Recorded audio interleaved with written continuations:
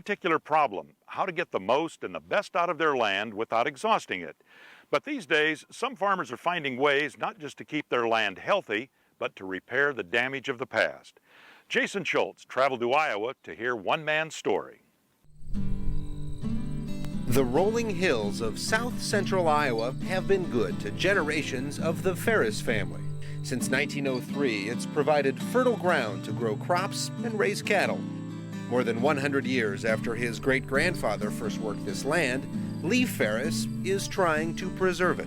You only have so much soil, and if you don't protect it, why, pretty soon you're not going to have anything. Faris is an environmentalist, not the kind that chain themselves to trees. He's the kind who makes a living off the land. For him, preservation of natural resources also preserves his family's future. Lee has an overall whole farm commitment to conservation practices.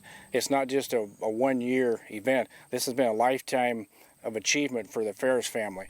Take a tour of this 1,000-acre property, and some things are easy to spot, like this pond stocked with fish and surrounded by natural growth, a perfect habitat for wildlife. Other efforts are less obvious, but no less important.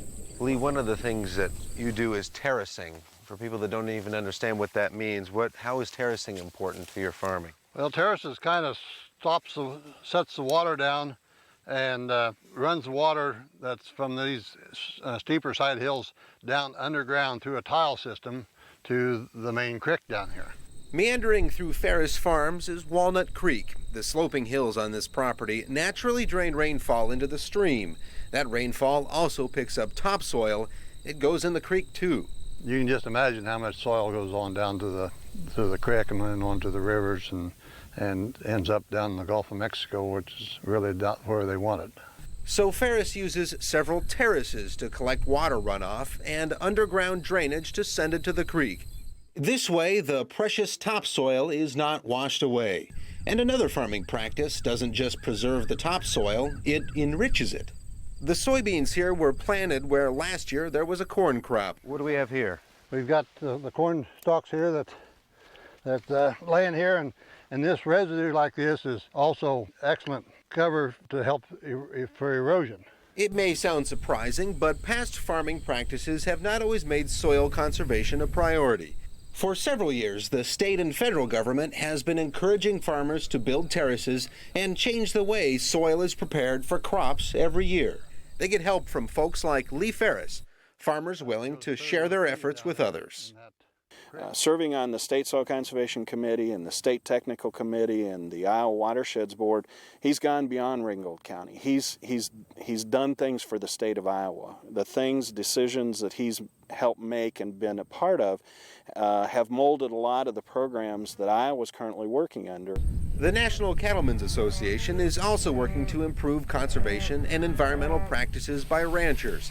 Every year, the association hands out a handful of awards to cattle producers across the country, recognizing them for taking the lead in land stewardship.